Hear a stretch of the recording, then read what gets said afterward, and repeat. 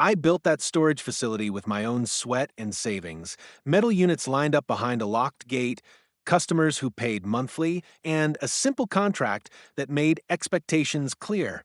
So, when neighbors started telling me that HOA members were slipping in, using units for community overflow, and leaving junk behind, I assumed it was a rumor.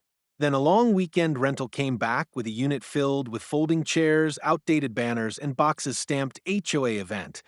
I checked the cameras. There was the HOA president, clipboard in hand, opening units with a master key and directing neighbors like she ran a free storage co-op.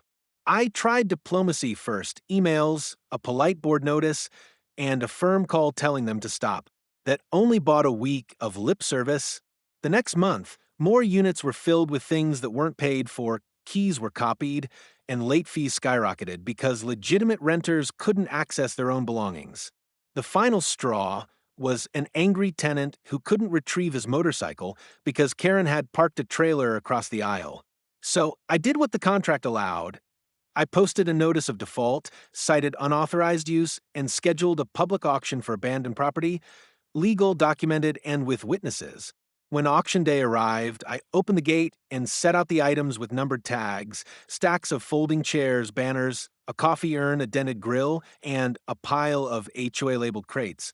Neighbors came thinking they'd reclaim freebies. Instead, they found their community stash up for bid. My regular customers watched with relief as their units were cleared.